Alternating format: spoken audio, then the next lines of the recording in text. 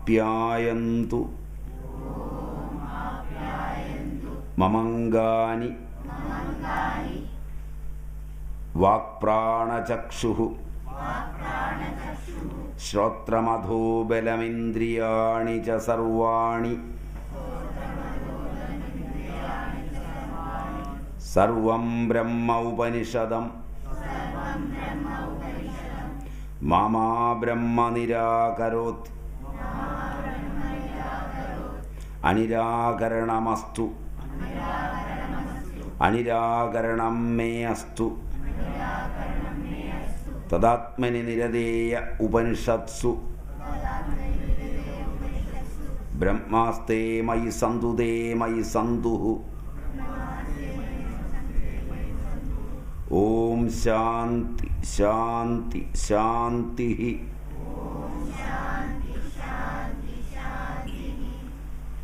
നമ്മളിന്നെടുക്കുന്നത് ജാപാല ഉപാഖ്യാനമാണ്. ജാബാലൻ എന്ന് കേട്ടിട്ടുണ്ടാവും. സത്യകാമ ജാബാലൻ. പണ്ടൊരു ഗുരുകുലം. ഭാരതീയ ചിന്തയനുസരിച്ച് പഠിക്കണം എങ്കിൽ, വേദങ്ങൾ പഠിക്കണമെങ്കിൽ പിതാവ് ഉപനയിപ്പിക്കണം. ഉപനയനം കഴിഞ്ഞാണ് പഠിക്കുന്നത്. നമ്മൾ കഠോപനിഷത്ത് പഠിച്ചപ്പോൾ കണ്ടു, ഉപനയന സന്ദർഭമാണ് കഠത്തിൻ്റെ പ്രധാന അംശം. ഉപനയിപ്പിക്കുന്നത് മൃത്യുവിന് കൊടുത്താണ്. മൃത്യുമുഖത്ത് പോയി തിരിച്ചു വന്നിട്ടാണ് പഠിക്കുന്നത്. അതുകൊണ്ടാണ് ദ്വിജനാകുന്നത്. അത് ആർക്കു വേണമെങ്കിൽ ആകാമായിരുന്ന ഒരു കാലം ഉണ്ട്. എന്ന് പറഞ്ഞാൽ എല്ലാവർക്കും ഉണ്ടായിരുന്ന ഒരു കാലമുണ്ട്. പിന്നെ ജീവിക്കുവാൻ ഇതാവശ്യമില്ല എന്ന് തോന്നിയവർ ഓരോരുത്തരായി ഉപനയനം വലിച്ചെറിഞ്ഞു. കേരളത്തിൽ ഇന്ന് കാണുന്നവർ വ്രാത്യന്മാരാണ്. വ്രാത്യൻ എന്ന് പറഞ്ഞാൽ യജ്ഞോപവീതം വലിച്ചെറിഞ്ഞവർ, അത് വേണ്ട എന്ന് തീരുമാനിച്ചവർ. ആദ്യം നാനാജാതികൾ വലിച്ചെറിഞ്ഞു. പിന്നീടിപ്പോൾ ബ്രാഹ്മണരും, ലാസ്റ്റ് കുറച്ച് പേരുണ്ടായിരുന്ന അവരും വലിച്ചെറിഞ്ഞു തുടങ്ങി. കാരണം അത് താക്കോല് കെട്ടാനും ഒക്കെയായി മാത്രം ചുരുങ്ങി. അമ്പലത്തിൻ്റെ പൂജ ചെയ്യാൻ പോകുമ്പോൾ താക്കോലിടാനുള്ള, കണ്ടിട്ടുണ്ടാവും നിങ്ങൾ, താക്കോലിങ്ങനെ കിട്ടുന്ന കണ്ടിട്ടുണ്ടാവും. അങ്ങനെ ചുരുങ്ങിയ വേദപഠനങ്ങളൊക്കെ നിന്നു. വേദപഠനങ്ങളില്ലാതാവുമ്പോൾ അനുഭൂതി നഷ്ടപ്പെടും. അനുഭൂതി ഇല്ലാതായി കഴിഞ്ഞാൽ ഇതിൻ്റെ പ്രാധാന്യവും പോവും. അങ്ങനെ ഇന്ന് കാണുന്നവർ വ്രാത്യന്മാരാണ് അധികവും. അതിന് കാരണം ഇഷ്ടം പോലെ ജീവിക്കണം, നിയമമില്ലാതെ ജീവിക്കണം. സ്വയം നിർമ്മിതമായ ഒരു നിയമമില്ലാതെ, ധർമ്മം മുതലായവയില്ലാതെ ജീവിക്കണം. ധർമ്മം മുതലായവയ്ക്കനുസരിച്ച് ജീവിക്കുവാൻ ധർമ്മസൂത്രങ്ങൾ, കൽപ്പസൂത്രങ്ങൾ, ഗൃഹ്യസൂത്രങ്ങൾ, ഇങ്ങനെയൊക്കെ നിയമങ്ങളുണ്ട്. ഗൃഹസ്ഥനായി ജീവിക്കണമെങ്കിൽ, നല്ല രീതിയിൽ ആനന്ദം അനുഭവിക്കണമെങ്കിൽ, തോന്നിയവാസമാകാതിരിക്കണമെങ്കിൽ ചില ഉത്തരവാദിത്തങ്ങളൊക്കെ ഉണ്ട്. കുട്ടിക്കാലം മുതൽ പരിശീലിക്കണം. ഇഷ്ടം പോലെ എന്തും വാങ്ങിക്കൂട്ടാനും, എന്തിനും പോകാനും, എന്തു വഴക്കിലും ചെന്ന് ചാടാനും പറ്റുന്ന ഒരു ജീവിതമാണ് ആളുകൾ ആഗ്രഹിക്കുന്നത്. മറ്റേ പ്രാചീനർ ആഗ്രഹിച്ചത് മര്യാദാമസൃണമായി ജീവിക്കാനാണ്. അപ്പോഴച്ഛനെ അനുസരിക്കണം, അമ്മയെ അനുസരിക്കണം, അച്ഛനെ അമ്മയനുസരിക്കണം, അമ്മയെ അച്ഛനനുസരിക്കണം, എങ്ങനെയൊക്കെയുണ്ട്. നിങ്ങൾ ചൊല്ലിപ്പടിച്ചതിനകത്തുണ്ട് ഭാര്യ മാതാവാണ്. രാവിലെ ചൊല്ലിപ്പടിക്കുന്നതിലുണ്ടെന്ന് തോന്നുന്നു. ഭാര്യയെ മാതാവായി കാണണം. കാരണം ഭാര്യയിൽ തനിക്കൊരു കുട്ടി ജനിക്കുമ്പോൾ താൻ തന്നെയാണ് അവളിൽ ജനിക്കുന്നത്. അതുകൊണ്ട് അവളും മാതാവാണ്. ജായ, ജനിപ്പിച്ചവൾ, തന്നെ ജനിപ്പിച്ചവൾ. അങ്ങനെയൊക്കെയാണ് പഴയ ആളുകളിൽ കുടുംബജീവിതം പുലർത്തിയത്. അത് ഗൃഹ്യസൂത്രങ്ങളെ, കൽപ്പസൂത്രങ്ങളെ, ധർമ്മസൂത്രങ്ങളെ ഒക്കെ ആസ്പദമാക്കിയാണ്. സൂത്രവും ഗോത്രവും ഒന്നുമില്ലാതെ ജീവിക്കുവാൻ വേണ്ടിയുള്ള നെട്ടോട്ടത്തിലാണ് ഇതെല്ലാം നഷ്ടമായത്. ഒരളവ് വരെ പാശ്ചാത്യ ഭരണമാണ് അതിന് വഴിവെച്ചത്. കൂടുതലായി ഒരളവ് വരെ നമ്മുടെ തോന്നിവാസം ജീവിക്കാനുള്ള ആഗ്രഹവും. അതില്ലെങ്കിൽ പാശ്ചാത്യർ വന്ന് ഭരിച്ചാലും നമ്മളിത് ഉപേക്ഷിക്കില്ല. കുറേ പേര് ഉപേക്ഷിക്കാതുണ്ട് ഇപ്പോഴും. അപ്പം അച്ചടക്കത്തോടെ മര്യാദാമസൃണമായി ജീവിക്കുവാൻ ഇടയ്ക്കിടയ്ക്ക് ഇത് വിട്ടുപോയിട്ടുണ്ട്. അങ്ങനെയുള്ളൊരു കാലഘട്ടത്തിലെ കഥയാണ് ജാബാലോപാഖ്യാനം. ഗൗതമൻ എന്നൊരു ഋഷിയുടെ പേര് ഗൗതമൻ. ഗൗതമൻ എന്ന് പറഞ്ഞാൽ വേഗത്തിൽ ഓടുന്നവൻ എന്നാണ് അർത്ഥം. ജീവിതസന്ധ്യയിൽ വളരെ വേഗത്തിൽ ഓടുന്നവൻ, ഒട്ടേറെ കർമ്മങ്ങൾ ചെയ്യാനുള്ളവൻ, ബ്രാഹ്മണ്യത്തെ പുനർനിർവചിച്ചിട്ടുള്ളവൻ. കാരണം ഗൗതമനാണ് ബ്രാഹ്മണ്യത്തിന് പുനർനിർവചനം. ബ്രാഹ്മണ്യം നശിക്കുന്ന സമയത്ത് പുനർനിർവചനം കൊടുക്കുന്നത് ഗൗതമനാണ്. പുരാണപ്രകാരം ദേവി ഭാഗവതം മുതലായവയൊക്കെ അനുസരിച്ച് ഗൗതമൻ്റെ ഏരിയയിൽ മാത്രമേ ഒരു കാലത്ത് മഴയുണ്ടായിരുന്നുള്ളൂ. ബാക്കിയുള്ളിടത്ത് വരൾച്ചയായി, ആളുകൾക്ക് ജീവിക്കാൻ നിവൃത്തിയില്ലാതായി. അങ്ങനെ വന്നപ്പോഴാണ് അവരെല്ലാവരും, ബ്രാഹ്മണരൊക്കെ ഗൗതമൻ്റെ അടുക്ക് വന്നു. എത്രയായിരം ആളുകൾ വന്നാലും ഗൗതമൻ അവർക്ക് ഭക്ഷണവും കൊടുത്ത് അവിടെ താമസിപ്പിച്ചു. പക്ഷേ എല്ലാവരും അവിടെ താമസിക്കുമ്പോൾ അസൂയ മുഴുത്ത ഒരു പറ്റം ബ്രാഹ്മണർ മഴ പെയ്യാൻ തുടങ്ങിയപ്പോൾ ഒരു ഹോമസമയത്തൊരു പശുവിനെ സങ്കല്പം കൊണ്ട് സൃഷ്ടിച്ച് അതിലേക്ക് കയറ്റിവിടുകയും ഹുങ്കാരം നടത്തി അതിനെ കൊല്ലുകയും ചെയ്തു അവർ തന്നെ. എന്നിട്ടത് പശുവിനെ കൊന്നത് ഗൗതമനാണ് എന്ന പേരിൽ ബഹളം ഉണ്ടാക്കി. ഗായത്രി ഉപാസകനായ ഗൗതമൻ ഗായത്രിയെ പ്രത്യക്ഷമാക്കി ബ്രാഹ്മണരെ ശപിക്കുകയും പുതിയ ബ്രാഹ്മണ്യത്തെ സൃഷ്ടിക്കുകയും ചെയ്തു. അങ്ങനെയുള്ള ആളാണ് ഗൗതമൻ. ഗൗതമനെ പരിചയപ്പെടുത്താനാണ് അത് പറഞ്ഞത്. ഇത് പുരാണത്തിൽ വളരെ പ്രസിദ്ധമാണ്. ആ ഗൗതമൻ്റെ ഗുരുകുലത്തിലേക്കാണ് ഒരു വിദ്യാർത്ഥി, പേര് ജാബാലൻ, കടന്നു ചെല്ലുന്നത്. ജാബാലൻ എന്നവന് പേര് വരാൻ കാരണം അവൻ്റെ അമ്മയുടെ പേര് ജാബാല എന്നാണ്. ജാബാലയുടെ പുത്രനായതുകൊണ്ട് ജാബാലൻ കടന്നു ചെന്നു. അന്നത്തെ നിയമം അനുസരിച്ച് ഗോത്രം, സൂത്രമൊക്കെ അറിയണം കുട്ടിയെ പഠിപ്പിക്കണമെങ്കിൽ. കാരണം പാരമ്പര്യ വഴിക്കാണ് അറിവ് കടന്നു ചെല്ലുന്നത്. ജനിതകത്തിനകത്താണ് അറിവിരിക്കുന്നത്. നിങ്ങളുടെ അച്ഛൻ മാങ്ങ കണ്ടിട്ടുണ്ട്, അച്ഛൻ അതിന് മാങ്ങ എന്നാണ് പറഞ്ഞത്. നിങ്ങളുടെ അമ്മ മാങ്ങ കണ്ടിട്ടുണ്ട്, അമ്മ അതിന് മാങ്ങ എന്നാണ് പറഞ്ഞത്. അപ്പൂപ്പനും കണ്ടിട്ടുണ്ട്, ചക്കയും കണ്ടിട്ടുണ്ട്, അപ്പൂപ്പൻ കണ്ടിട്ടുണ്ട്, അച്ഛൻ കണ്ടിട്ടുണ്ട്, ഇവരൊക്കെ കണ്ടിട്ടുണ്ട്. അപ്പം നിങ്ങൾ മാവേൽ മാങ്ങ കാണുമ്പോൾ അച്ഛൻ കണ്ട ഓർമ്മ കൊണ്ട് നിങ്ങളെ ആരും പഠിപ്പിക്കാതെ മാങ്ങ എന്നൊരു ശബ്ദം വരും. പഠിപ്പിച്ചിട്ടല്ല വരുന്നത്. കാക്കയ്ക്കും പൂച്ചയ്ക്കും പട്ടിക്കും ഒക്കെ അതാതിൻ്റെ ഭാഷയുണ്ട്. അത് ജനിതക കോഡുകളിലുള്ളതാണ്. അതുകൊണ്ടാണത് ആഹാരം തേടുന്നത്, അതുകൊണ്ടാണത് കരഞ്ഞ് ഏതെങ്കിലും എതിരാളി വരുമ്പോൾ ബാക്കിയുള്ളവരെ കൂട്ടമായി വരുത്തുന്നത്. കാക്ക വരുത്തുന്നത് കണ്ടിട്ടുണ്ടാവും. അതിനൊരു ഭാഷയുണ്ട്. അതിനെ ഉപദ്രവിക്കാൻ വരുമ്പോൾ അതിൻ്റെ വർഗത്തെ വിളിച്ചു കൂട്ടാനുള്ള ഒരു ഭാഷ അതിനുണ്ട്. ലോകത്തെ എല്ലാ ജീവിക്കും, മനുഷ്യനും ജനിതകപരമായി ദേശം, കാലം ഇവയുടെ അടിസ്ഥാനത്തിലൊരു ഭാഷയുണ്ട്. പഴയ കാലത്ത് അതുകൊണ്ട് അച്ഛനമ്മമാരുടെ ഭാഷയാണ് വീട്ടിലിരുന്ന് എളുപ്പത്തിൽ പഠിക്കുക. അത് നല്ല പോലെ പഠിക്കും.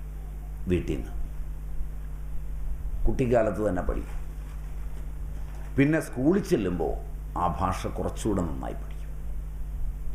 പിന്നീട് ഏതെങ്കിലും ജോലി കിട്ടി വേറൊരു രാജ്യത്ത് ചെല്ലുമ്പോൾ ഈ കാര്യങ്ങളെല്ലാം അവൻ്റെ തലച്ചോറിലെ ജനിതകപരമായി അറിയുന്നത് കൊണ്ട് അതിൻ്റെ ഒരു ഫോണ്ട് അവൻ്റെ തലച്ചോറിലുണ്ടാക്കും, പുതിയ ഭാഷയുടെ. അപ്പോൾ പെട്ടെന്ന് തലച്ചോറ് തന്നെ അത് വളരെ വേഗത്തിൽ തർജ്ജമ ചെയ്യും, ആവശ്യം ഹേതുവായി. അങ്ങനെയാണ് ലോകത്ത് എല്ലാവരും എല്ലാ ഭാഷയും ഉപയോഗിക്കുന്നത്. എന്നാൽ നമ്മൾ ഇന്ത്യക്കാർ അങ്ങനെയല്ല. ഇന്ന് നിങ്ങളുടെ അച്ഛനോ അമ്മയോ സിംഗപ്പൂരിലാണെങ്കിൽ, നിങ്ങളുടെ അച്ഛനോ അമ്മയോ ആസ്ട്രേലിയയിലാണെങ്കിൽ, നിങ്ങൾ മലയാളികളായതുകൊണ്ട് മലയാളം പഠിപ്പിക്കാൻ ഒരു ടീച്ചറിനെ അവിടെ വെക്കണം, ഇല്ലെങ്കിൽ ആ സ്കൂളിന് അനുമതി കിട്ടില്ല. പറയുന്നത് മനസ്സിലാകുന്നുണ്ടോ എന്നറിയില്ല. നേരെ മറിച്ച് നമ്മുടെ നാട്ടിൽ അങ്ങനെയില്ല. നമ്മൾ നമ്മുടെ മാതൃഭാഷയിലല്ല കാര്യങ്ങൾ ഗ്രഹിക്കുന്നത്, അതുകൊണ്ട് ഗ്രഹിക്കാറില്ല. ഒരായുസിൻ്റെ നല്ല ഭാഗം നമ്മൾ സ്പെല്ലിങ് പഠിക്കാൻ ചെലവും. അത് കഴിഞ്ഞ് നമ്മളുടെ നാട്ടിലെ ഭാഷയും നമ്മുടെ കയ്യിലില്ല, ജനിതകപരമായി ശാന്തിയും നമ്മുടെ കയ്യിലില്ല. വളരെ വൈകല്യങ്ങളിൽ നമുക്കൊരാശയവിനിമയം ചെയ്യാനോ, ഇപ്പോൾ ഉദാഹരണം പറയുകയാണ്, ഒരാൾ മാല പറിക്കാൻ വന്നു നിങ്ങളിൽ ഒരാളുടെ, നിങ്ങളെങ്ങനെ കരയും?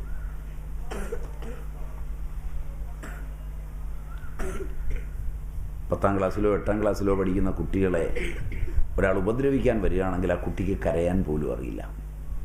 കാരണം ജനിതകപരമായാണ് കരച്ചിലിൻ്റെ ഭാഷ. മറ്റൊരു വിദേശ ഭാഷയിൽ പഠിച്ചപ്പോൾ അതിനൊന്നും കരയാൻ പറ്റില്ല. അതാണ് ഇന്ന് ഏറ്റവും കൂടുതൽ കുട്ടികളെ ഉപദ്രവിക്കുന്നു എന്നൊക്കെ വരുന്നതിൻ്റെ കാരണം അതാണ്. എന്താണ് ചെയ്യേണ്ടതെന്ന് കുട്ടിക്ക് അറിയത്തില്ല. കാരണം കുട്ടിയെ എല്ലാം സ്പെല്ലിങ് പഠിപ്പിച്ചു വെച്ചിരിക്കുകയാണ്, കരച്ചിലിൻ്റെ സ്പെല്ലിങ് പഠിപ്പിച്ചിട്ടില്ല. നിങ്ങൾക്ക് മനസ്സിലാവുമോ ഞാൻ പറഞ്ഞത്? ശരി പോലെ തോന്നുന്നുണ്ടോ? നിഷ്കളങ്കമായി ചിരിക്കാൻ പലപ്പോഴും അറിയില്ല. കാരണം ചിരി സ്പെല്ലിങ് പഠിച്ചിട്ടില്ല.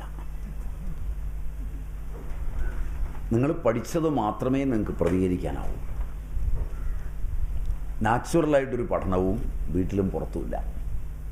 അച്ഛനമ്മമാരാണെങ്കിൽ ഇന്ന് വളരെ സീരിയസാണ്. അതുകൊണ്ട് പഴയ കാലത്ത് തന്നെ ജനിതകത്തിന് വളരെ പ്രാധാന്യമുണ്ട്. അതുകൊണ്ടാണ് പഠിക്കാൻ ചെല്ലുമ്പോൾ കുട്ടിയോട് ചോദിക്കും, നീ എവിടുന്നാണ് വരുന്നത്? നിൻ്റെ ദേശം ഏതാണ്? നിൻ്റെ അച്ഛനമ്മമാരാരാണ്? അവരുടെ തൊഴിലെന്താണ്? തൊഴിലിൻ്റെ ഒരു സംസ്കാരം നിന്നിൽ കിടപ്പുണ്ടാവും. ഉപനിഷത്തുകൾ എടുത്താൽ അതിലെ ഉദാഹരണങ്ങളെല്ലാം നിങ്ങൾ നോക്കിയാൽ തട്ടാൻ, സ്രാപ്പ്, സ്വർണം, മാല, ഇതൊക്കെ ഊർണനാഭി, എട്ടുകാലി, ഇതൊക്കെ സാധാരണ ഉദാഹരണങ്ങളാണ്. പ്രകൃതിയോട് ബന്ധപ്പെട്ട ഉദാഹരണങ്ങളാണ്, കൃത്രിമമല്ലാത്ത ഉദാഹരണങ്ങൾ കൊണ്ട് പഠിപ്പിച്ചാണ് തലയിലത് കയറ്റുന്നത്. നമ്മുടെ ജാബാലനും ഗൗതമൻ്റെ അടുക്കലെത്തി. ഗൗതമൻ ചോദിച്ചു, ജാബാല, നിൻ്റെ ഗോത്രം ഏതാണ്? ജാബാലൻ പറഞ്ഞു, ആചാര്യ, എനിക്കറിയില്ല, എനിക്ക് ഗോത്രം അറിയില്ല, മറ്റൊന്നും അറിയില്ല. അതുകൊണ്ട് ഞാൻ അമ്മയോട് ചോദിച്ചിട്ട് വന്നിട്ട് പറയാം. അവൻ ചെന്ന് അമ്മയോട് ചോദിച്ചു. അമ്മ പറഞ്ഞു കൊടുത്തു, ഞാൻ പല വീടുകളിലും അടിച്ചു തളിയും പരിപാടിയും ഒക്കെ ആയിട്ട് ജീവിക്കുന്ന സ്ത്രീയാണ്. പല സ്ഥലങ്ങളിൽ പോയി പണിയെടുത്തിട്ടുണ്ട്. അതിലെവിടെ നിന്നുമാണ് നീ എനിക്കുണ്ടായത് മകനായി. അതുകൊണ്ട് നിൻ്റെ അച്ഛൻ ആരാണെന്ന് എനിക്ക് നല്ല നിശ്ചയം പോരാ. നീ ചെന്ന് നിൻ്റെ ആചാര്യനോട് പറയുക, ഞാൻ ജാബാലയുടെ മകനാണ്, ജാബാലനാണ് എന്ന് പറയും. ഇവൻ ചെന്ന് ആചാര്യനോട് പറഞ്ഞു, എൻ്റെ അമ്മ പലയിടത്തും അടിച്ചു തള്ളിക്കാരിയായി ജീവിച്ചിട്ടുണ്ട്. എൻ്റെ ഗോത്രം എൻ്റെ അമ്മയുടെ ഗോത്രമാണ്, ഞാൻ ജാബാലയുടെ പുത്രനാണ്. അപ്പോൾ ആചാര്യൻ തിരിച്ചു വിളിക്കുന്നതാണ്, സത്യകാമ, നീ സത്യകാമനാണ്. ഏത് ആപത് സന്ധിയിലും നിനക്ക് പഠിക്കാൻ പറ്റട്ടെ പറ്റാതിരിക്കട്ടെ, നീ സത്യം പറഞ്ഞു. പഠിക്കുന്നതിന് വേണ്ടി കള്ളം പറഞ്ഞില്ല. സത്യം പറയുന്നവനാണ് ബ്രാഹ്മണൻ. ബ്രാഹ്മണൻ്റെ ലക്ഷണം സത്യമാണ്. നീ സത്യം പറഞ്ഞിരിക്കുന്നു, അവിടെ വരൂ. അങ്ങനെ ജാബാലൻ അവിടെ പഠിക്കാൻ തുടങ്ങി.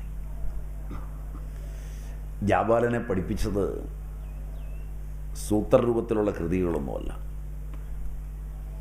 ജാബാലനോട് പറഞ്ഞതാ, ഈ പശുക്കൾ ഇവയും കൊണ്ട് നീ പോവുക. കുറച്ച് കാളകളും പശുക്കളും ഉണ്ട്, ഇതിനെ തീറ്റുവാനായിട്ട് നീ പോവുക. അതെപ്പോൾ 1000 തികയുന്നു അപ്പോൾ നീ തിരിച്ചു വന്നാൽ മതി. 1000 പശുക്കളായി വർദ്ധിക്കുമ്പോൾ നീ തിരിച്ചിങ്ങ് വരിക.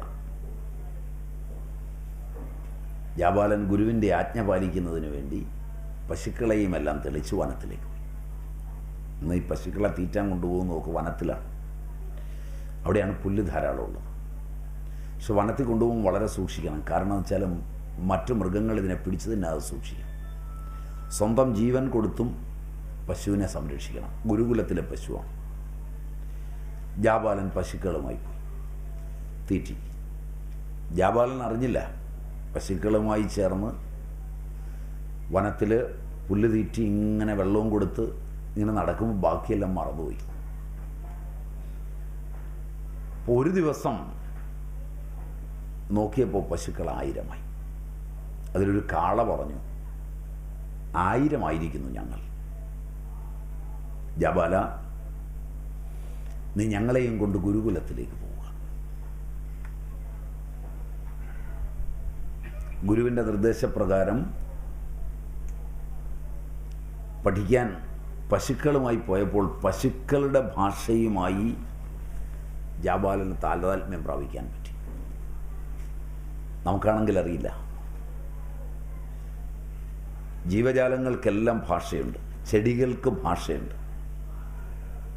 വിരലടയാളങ്ങളുണ്ട്, പ്രകൃതിയിലെല്ലാത്തിനുണ്ട്. അത് അതാതിൻ്റെ ദേവതയുടെ ഭാഷയാണ്. ഓരോ ദേവതയും അതിൻ്റെ ഭാഷ ഉപയോഗിക്കും. കാരണം ഒരു ചെടിയെടുത്താൽ, മുക്കുറ്റി, തിരുതാളി, ഇതൊക്കെ എടുത്താൽ അതാതിൻ്റെ ദേവത സംഭാഷണം ചെയ്യും. പഴയ ആളുകൾ അതുമായി സംവദിക്കുന്നത് അങ്ങനെയാണ്. അതുകൊണ്ട് പറിക്കുന്ന സമയത്ത് വളരെ സൂക്ഷിക്കും. പഴയ ആളുകളാണെങ്കിൽ തൊട്ടുരിയാടാതെ പറിക്കണം എന്നൊക്കെ പറയും. പശുവിനെ വളർത്തുമ്പോൾ അതുമായി താതാത്മ്യം പ്രാപിച്ച് വളർത്തും. ആദായം കിട്ടാനല്ല പഴയ ആളുകൾ പശുവിനെയൊന്നും വളർത്തിയത്.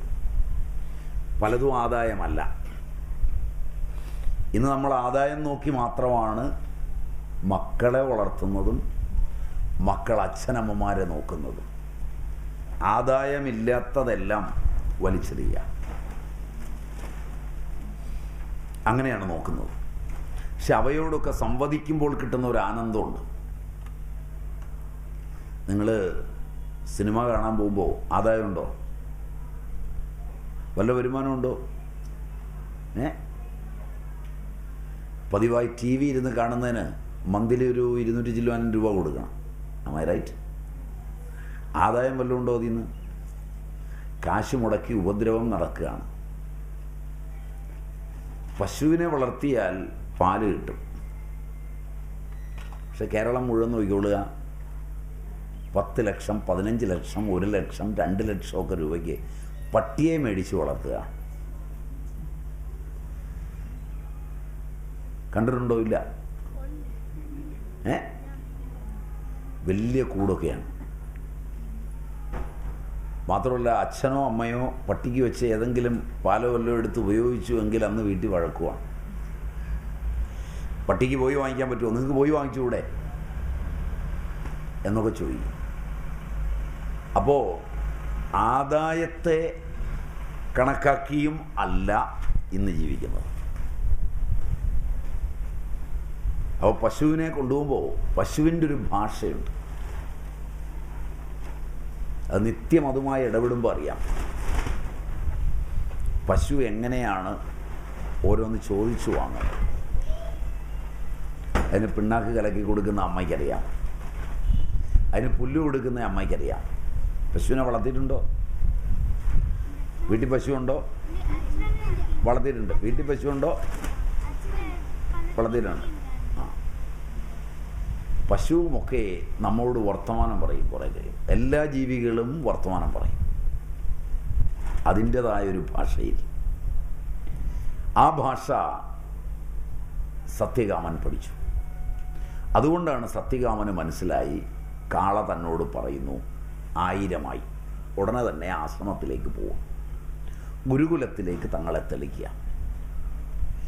അങ്ങനെ ഗുരുകുലത്തിലേക്ക് തെളിക്കുമ്പോൾ വഴിക്ക് വെച്ച് കാള വിശ്രമിക്കുന്ന വേളയിൽ, പന്തമൊക്കെ കത്തിച്ചാണ് പോകുന്നത് രാത്രിയിൽ, അപ്പോൾ വിശ്രമിക്കുന്ന ഒരു വേളയിൽ കാള പറഞ്ഞു, സത്യകാമ, വടക്ക്, കിഴക്ക്, പടിഞ്ഞാറ്, തെക്ക് ഇവ ദിക്കുകളാണ്. ആ ദിക്കുകൾ നീ ആകുന്നു. കാള പറഞ്ഞു കൊടുത്തതാണ്. എല്ലാ ദിക്കും നീ തന്നെ ആകുന്നു. നിന്റെ ബോധത്തിലാണ് എല്ലാം ഉദിക്കുന്നത്. ലോകത്തിലെ ഏറ്റവും ശക്തമായത് നമ്മുടെ ബോധമാണ്. ബോധത്തിന് അതിർത്തികളില്ല.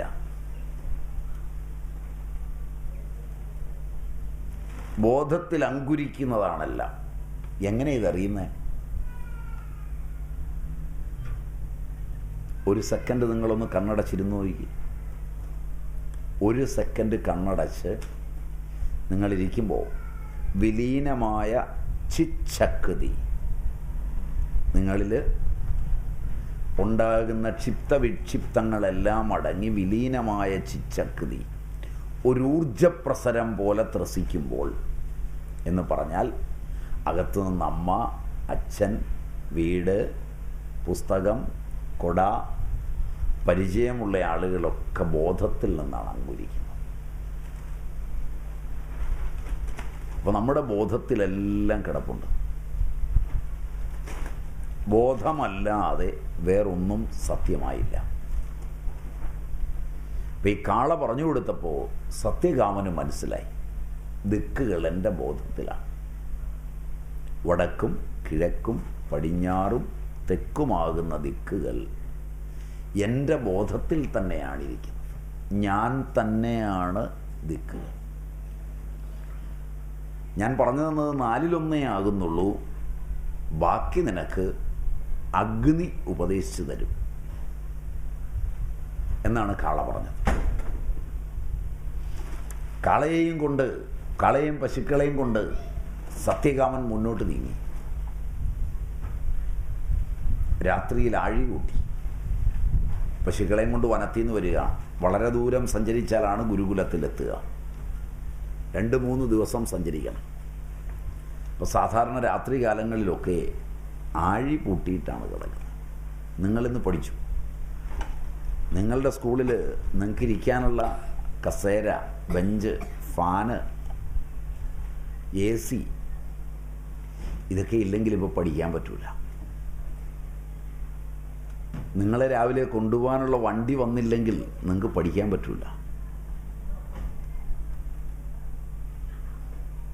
വീട്ടിൽ അമ്മയോ അച്ഛനോ ആരെങ്കിലും കാപ്പിയും പലഹാരവും ഉണ്ടാക്കി വെച്ചില്ലെങ്കിൽ ഹോട്ടലിൽ പോയി കഴിക്കുകയല്ലാതെ നിങ്ങൾക്ക് തന്നെത്താൻ ഉണ്ടാക്കി കഴിക്കാനാവില്ല. ശരിയാണോ ഞാൻ പറഞ്ഞത്? തന്നെ ഒരു ചായ തിളപ്പിച്ച് കുടിക്കാൻ അറിയാവുന്നവർ എത്ര പേരുണ്ട് നിങ്ങളുടെ കൂടെ? നിങ്ങളൊക്കെ തന്നെ ചായ തിളപ്പിക്കും, പലഹാരം ഉണ്ടാക്കും, ദോശയൊക്കെ ചുടും, കഞ്ഞിയൊക്കെ വെക്കും, കറിയെല്ലാം വെക്കാൻ അറിയാം? ഇല്ല. അവനെല്ലാം അറിയാം. കഞ്ഞിയൊക്കെ വെക്കാൻ അറിയാം, വെക്കില്ലേ?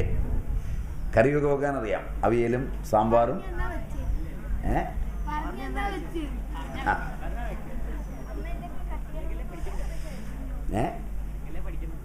അങ്ങനെയാ പഠിക്കുന്നത്. പക്ഷെ അങ്ങനെ പഠിച്ചിട്ടുണ്ടോ എന്നാണ് ഞാൻ ചോദിച്ചത്. ഇപ്പം അങ്ങനെ പഠിച്ചിട്ടുണ്ടോ?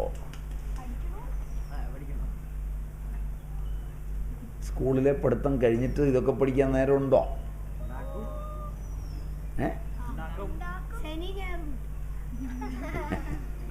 ശനി ഞായറും ഒക്കെ പഠിക്കാൻ ഒരുപാടുണ്ടാവില്ലേ? ട്യൂഷൻ ഉണ്ടാവില്ലേ? ട്യൂഷനില്ല, പോകുന്നില്ല.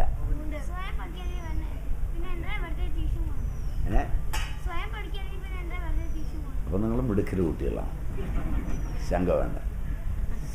സാധാരണ ഇപ്പോൾ പലരുടെയും കുട്ടികൾ അവർ രാത്രിയും പകലും ട്യൂഷനാണ്. നിങ്ങളങ്ങനെ അല്ലെന്ന് കേൾക്കുന്നത് സന്തോഷം. അപ്പോൾ പഴയ ആളുകൾ ഇതെല്ലാം പഠിക്കും. അപ്പോൾ അടുപ്പിൽ തീ കത്തിക്കുമ്പോൾ അമ്മയ്ക്ക് തീയുമായി സംസാരിക്കാൻ അറിയാം. പഴയ അമ്മമാർക്ക് അവരാ തീ കത്തിക്കുമ്പോഴാണ് അറിയുന്നത് 4-5 അതിഥികൾ വരുന്നുണ്ട്.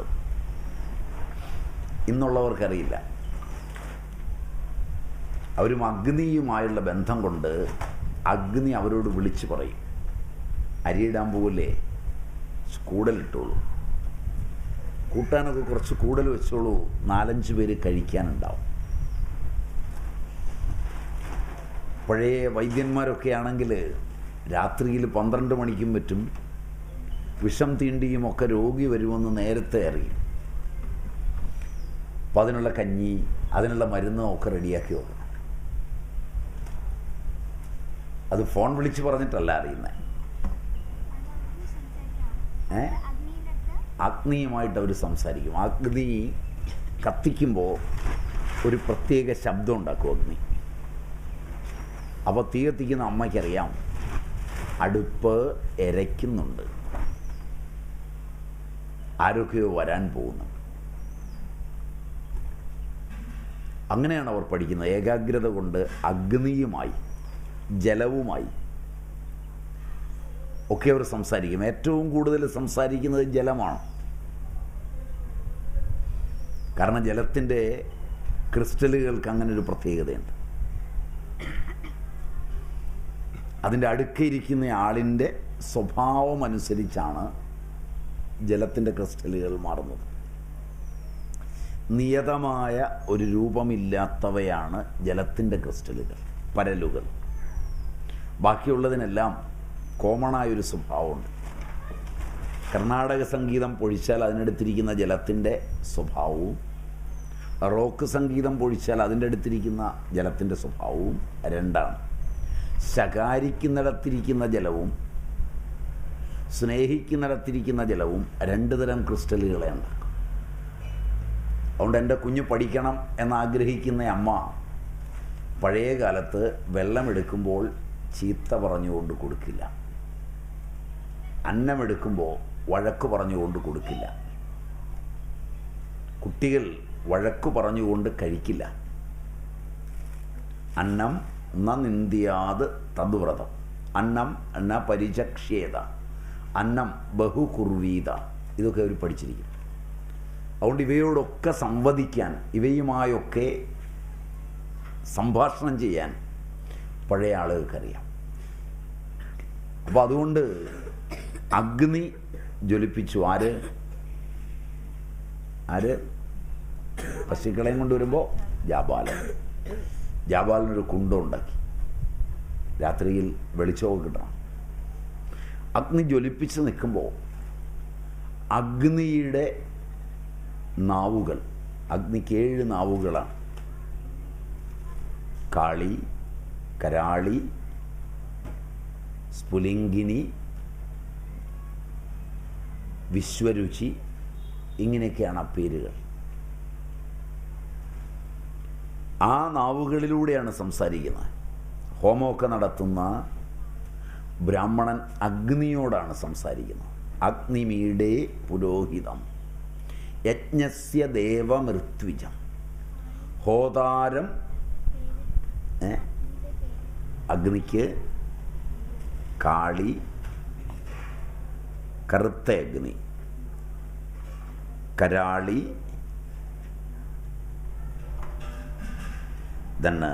സ്ഫുലിംഗിനി,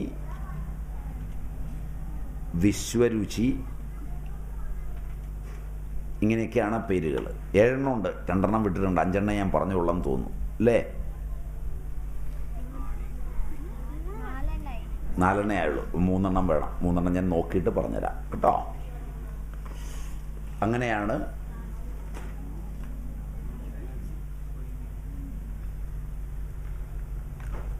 ആഹവനത്തിനുള്ള അഗ്നി രൂപപ്പെടുത്തുമ്പോൾ ഈ അഗ്നിയാണ് പൊന്തുന്നത്. അഗ്നിയിൽ കറുത്തു വരുന്ന അഗ്നിയുണ്ട്. അത് ഞാൻ കഴിഞ്ഞ ദിവസം പറഞ്ഞതാണ് നിങ്ങളോട്. അത് അന്നമാണ്. അഗ്നിയിലെ അന്നമാണ്. അതാണ് പഴയ അമ്മമാരൊക്കെ കഴിക്കുന്നത്. അവരതേ കഴിക്കുകയുള്ളൂ, വേറെ അന്നം കഴിക്കില്ല. അവർക്കാണ് ഏറ്റവും ആരോഗ്യം. വീടുകളിലൊക്കെ നോക്കിയാൽ പട്ടിണി കിടന്നിരുന്ന പഴയ അമ്മമാർക്കാണ് ഏറ്റവും ആരോഗ്യം. നിങ്ങൾ ശ്രദ്ധിച്ചിട്ടുണ്ടോയെന്നറിയില്ല, ഒരമ്മ 4 മുതൽ 10 വരെ പ്രസവിക്കും പഴയ കാലത്ത്. ഇപ്പം വിദ്യാസമ്പന്നകളായ അമ്മമാർ 1 അല്ലെങ്കിൽ 2 പ്രസവിക്കുന്നത്. കുഞ്ഞുങ്ങൾക്കൊരുപാട് രോഗങ്ങൾ, അമ്മയ്ക്കൊരുപാട് രോഗങ്ങൾ. പ്രസവം എടുക്കുന്നത് നല്ല ഗൈനക്കോളജിസ്റ്റാണ്. എന്നിട്ട് പഴയ അമ്മമാർ അവർ കഴിച്ച അന്നം എന്ന് പറയുന്നത് വളരെ സൂക്ഷ്മമായ പുകയാണ് കൂടുതൽ. പുക അന്നമാണെന്ന് നമുക്കിപ്പോഴും അറിയില്ല. പുക ഉപദ്രവകാരിയാണെന്നാണ്, അതുകൊണ്ടാണ് പൊക്കി വെച്ച് വിടുന്നത്. പെട്രോളിൻ്റെയൊക്കെ പുക അപകടകാരിയാണ്. അതും അന്നം തന്നെയാണ്, വളരെ സൂക്ഷ്മമായ അന്നം തന്നെയാണ്. അന്നത്തെക്കുറിച്ച്, അന്നം എന്ന് പറയുന്നത് മുഴുവൻ കാർബൺ കോമ്പൗണ്ട്സാണ്, മുഴുവൻ. സൂര്യനിൽ അന്നമുണ്ട്, ചന്ദ്രനിൽ അന്നമുണ്ട്, അഗ്നിയിൽ അന്നമുണ്ട്. അപ്പോൾ നമ്മുടെ അഗ്നി അതിൻ്റെ നാവുകൾ പുറത്തേക്ക് നീട്ടി സത്യകാമനോട്, ജാബാലനോട് പറഞ്ഞു, സത്യകാമ, ഭൂമി, ദ്യോവ്, അന്തരീക്ഷം, സ്വർഗം, സമുദ്രം, ഇവയെല്ലാം നീ തന്നെയാണ്. ആദ്യം പറഞ്ഞു കൊടുത്തത്, കാള പറഞ്ഞു കൊടുത്തത് 4 ദിക്കുകൾ നീയാണ്. 4 ദിക്കുകൾ കഴിഞ്ഞു. ഇനി സത്യകാമൻ ജീവിക്കുന്ന ഭൂമിയും ഭൂമിയുടെ മേൽ, ഭൂമിയുടെ താഴെ ഉള്ള അന്തരീക്ഷവും, ഭൂർലോകം, ഭൂവർലോകം, സ്വർലോകം തുടങ്ങിയ ലോകങ്ങളും സമുദ്രാദികളുമെല്ലാം നീ തന്നെയാണ്. ആദ്യം ദിക്കുകൾ ഞാനാണ് എന്ന് സത്യകാമൻ അറിഞ്ഞപ്പോൾ വലിയൊരു അറിവാണ് അറിഞ്ഞത്. ദിക്കുകൾ കാലം കൊണ്ട് നിയന്ത്രിക്കുന്നതാണ്. ആ കാലവും ദിക്കും താനാണ് എന്നറിഞ്ഞപ്പോൾ, ഒരറിവ് വരുമ്പോൾ സത്യകാമന് തേജസ്സുണ്ടായി. അറിവ് കൊണ്ടാണ് നമുക്ക് തേജസ് ഉണ്ടാകുന്നത്. മുഖപ്രസാദം, നല്ല രീതിയിലൊരു കാര്യം പഠിക്കുകയും അത് ഉൾക്കൊള്ളുകയും ഒക്കെ ചെയ്താൽ ശാന്തത മുഖത്ത് വരും, പ്രശാന്തമാവും. നമ്മൾ പഠിക്കുന്നത് ശരിക്കല്ല എങ്കിൽ കോപതാപാദികളുണ്ട്. പിന്നെ നമ്മുടെ കുട്ടിക്കാലത്തുള്ള നല്ല തേജസ്സുള്ള മുഖം നഷ്ടപ്പെട്ട് ആർക്കും നമ്മളെ ഇഷ്ടമല്ലാത്ത നില വരും. സൗമ്യമായും ശാന്തമായും അറിയേണ്ടതിനെ അറിയുമ്പോൾ നമ്മുടെ മുഖം പ്രസന്നമായി തീരുകയും നല്ല വാക്കുകൾ നമുക്ക് വരികയും നന്നായി ഇടപെടാൻ കഴിയുകയും ചെയ്യും. അഗ്നി ഉപദേശിച്ചു കഴിഞ്ഞപ്പോൾ, കാളെ ഉപദേശിച്ചു കഴിഞ്ഞപ്പോൾ 4-1 തേജസ്സുണ്ടായി. അഗ്നി ഉപദേശിച്ചു കഴിഞ്ഞപ്പോൾ സത്യകാമന് 4-1 തേജസ്സും കൂടെ ഉണ്ടായി. അങ്ങനെ പകുതി തേജസ്സായി, നല്ല പ്രസന്നമായി മുഖം. ഇത് ഉപദേശിച്ചിട്ട് അഗ്നി പറഞ്ഞു, സത്യകാമ, ഇനി നിനക്ക് അരയന്നം ഉപദേശിക്കും. സത്യകാമൻ പശുക്കളെയും കാളകളെയും കൊണ്ട് മുന്നോട്ട് യാത്രയായി. അപ്പോൾ ഒരു അരയന്നം വന്നു. അരയന്നം സത്യകാമനെ വിളിച്ചു, സത്യകാമ, ജ്യോതിസായി അറിയപ്പെടുന്ന മിന്നൽ, അതൊരു ജ്യോതിസാണ്. ഇതൊക്കെ ഇപ്പോൾ കണ്ടുപിടിച്ചതായിട്ടാണ് നിങ്ങൾ പഠിക്കുന്നത് അല്ലേ? വൈദ്യുത തരംഗത്തെക്കുറിച്ചും ഒക്കെ പ്രാചീന ഉപനിഷത്തുകളെടുത്ത് നിങ്ങൾ പഠിക്കുമ്പോൾ വളരെ രസകരമാണ്. അതിൽ മിന്നൽ, സൂര്യൻ, അഗ്നി ഇവയെ ചൂണ്ടിക്കാണിച്ചിട്ട് സത്യകാമനോട് അരയന്നം പറഞ്ഞു. അരയന്നത്തിനൊരു പ്രത്യേകതയും കൂടുണ്ട്. നീര ക്ഷീര വിവേകമുള്ളതാണ് അരയന്നം. പാലും വെള്ളവും കൂടെ കലർത്തി വെച്ചു കൊടുത്താൽ അരയന്നം പാല് കുടിച്ച് വെള്ളം തുപ്പിക്കളയും. അതുപോലെ ആയിരിക്കണം വിദ്യാർത്ഥി എന്നാണ്. പുസ്തക പ്രത്യാധീതം നാധീതം ഗുരുസന്നിധവും. നശോഭതേ സഭാമധ്യേ ഹംസമധ്യേ ബകോയഥ. അരയന്നവും കൊക്കും കാണാനൊരുപോലെ ഇരിക്കും. രണ്ടും തമ്മിലുള്ള വ്യത്യാസം എന്താണ്? നിരക്ഷീര വിവേകമാണ്. പാലും വെള്ളവും കൂടെ വെച്ചാൽ കൊക്ക് പാലും വെള്ളവും കൂടെ ഒന്നിച്ചു കുടിക്കും. ഹംസം പാല് കുടിച്ചിട്ട് വെള്ളം തുപ്പിക്കളയും. നിരക്ഷീര വിവേകമാണ് ഹംസത്തിൻ്റെ പ്രത്യേകത. അതുപോലെ ആയിരിക്കണം വിദ്യാർത്ഥി എന്നാണ്. അതിന് പുസ്തകങ്ങളിൽ നിന്ന് പഠിച്ചാൽ പോരാ. നിങ്ങളോട് ഇന്നലെ ബൗള് പറയുകയുണ്ടായി, ഓർമ്മയുണ്ടാവും. ആ ഗുരു പരമ്പരയിൽ നിന്ന് പഠിച്ച് പൂർണ്ണദീക്ഷ നേടണം. അവരോട് നിങ്ങൾ ചോദിച്ചോ, പറഞ്ഞു ഞാനതുകൊണ്ട് പൂർണ്ണ ശാന്തിയിലാണ്. എൻ്റെ കാരണം അതാണ്. ലോകം പ്രശ്നമല്ലാതായിത്തീരുന്നത്, ആനന്ദം അനുഭവിക്കുന്നത് അങ്ങനെയാണ്. അരയന്നം തേജസ്സായവയെ മുഴുവൻ പറഞ്ഞു കൊടുത്തു. ആ തേജസ് അഗ്നിയും അതുപോലെ തന്നെ സൂര്യനും മിന്നലും എല്ലാം സത്യകാമ നീ തന്നെയാകുന്നു എന്ന് പറഞ്ഞു. സത്യകാമന് കാര്യം മനസ്സിലായി. കുറെ കൂടെ തേജസ്സും. ഇനി നിനക്ക് ബാക്കിയുള്ളത് ഒരു കുളക്കോഴി പറഞ്ഞു തരും എന്ന് അരയന്നം പറഞ്ഞിട്ടാണ് പോയത്. സത്യകാമൻ മുന്നോട്ട് നീങ്ങി. ഇപ്പോൾ കുളക്കോഴി മുമ്പിലെത്തി. ഇനി പഠിക്കാനുള്ളത് അനുഭവം മാത്രമാണ്. അനുഭവങ്ങളുടെ വിളനിലം എന്താണ്? അനുഭവങ്ങൾ ഉണ്ടാകുന്നത് എവിടെ നിന്നാണ്? ബാഹ്യമായവയും ആന്തരികമായവയും അറിയുന്നത് എവിടെ നിന്നാണ്? കണ്ണ്, മൂക്ക്, ചെവി, ത്വക്ക്. ഇവയാണ് വിഷയങ്ങളെ തപ്പിക്കൊണ്ടിരുന്നത്.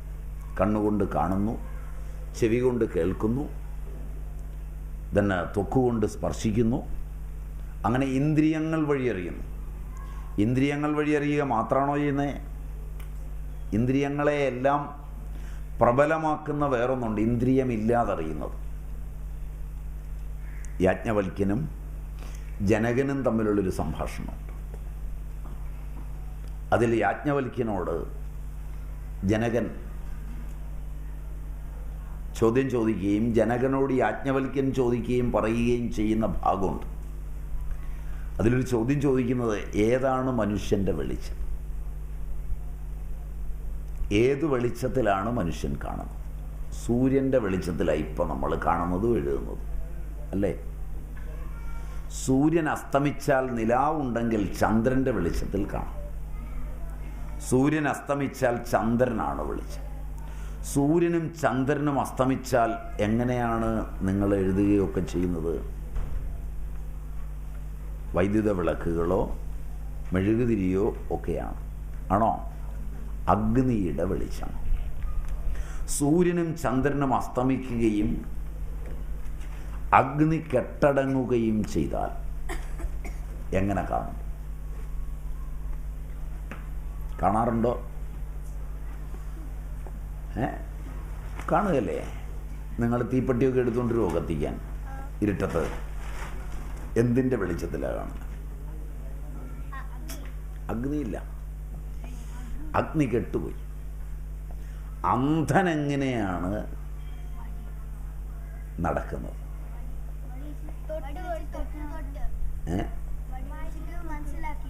വടിവെച്ച് മനസ്സിലാക്കി പോകും. വടിയുമില്ലെങ്കിൽ അതോ മനസ്സുകൊണ്ടാണോ? മനസ്സുകൊണ്ടാണ്. അന്ധൻ എങ്ങനെയാണ് നോട്ടറിയുന്നത്? ഒരു അന്ധനെ കൊണ്ടുപോയി ഒന്ന് കളിപ്പിക്കാൻ നോക്കി, ഒരു 100 രൂപ നോട്ടിന് പകരം അതേ വലിപ്പത്തിലൊരു പേപ്പർ കൊണ്ട് കൊടുത്തിട്ട് നിങ്ങളെ കളിപ്പിക്കാം, അന്ധനെ കളിപ്പിക്കാൻ പറ്റില്ല. മനസ്സിൻ്റെ ഏകാഗ്രത കൊണ്ടാണ്. അപ്പം മനസ്സാണ് വെളിച്ചം. സൂര്യനും ചന്ദ്രനും അസ്തമിക്കുകയും അഗ്നി കെട്ടടങ്ങുകയും ചെയ്താൽ മനസ്സാണ് വെളിച്ചം. എങ്ങനെയാണ് കാണുന്ന? രാത്രിയിൽ കിടന്നുറങ്ങുമ്പോൾ അമ്മയെ കാണാറുണ്ടോ? ഉറക്കത്തിൽ അമ്മൂമ്മയെ കാണാറുണ്ടോ? കാണുമ്പോൾ സ്വപ്നാന്നറിയുവോ? ഉണർന്നു വന്നിട്ടല്ലേ പറയുന്നത് സ്വപ്നായിരുന്നു എന്ന്. അപ്പോൾ കാണുന്നത് കാഴ്ച തന്നെയല്ലേ? എങ്ങനെയാ കണ്ടത്? അവിടെ അമ്മയാരാണ്? മനസ്സ് തന്നെയാണ്. അമ്മയും നമ്മുടെ മനസ്സാണ്, കാഴ്ചയും നമ്മുടെ മനസ്സാണ്.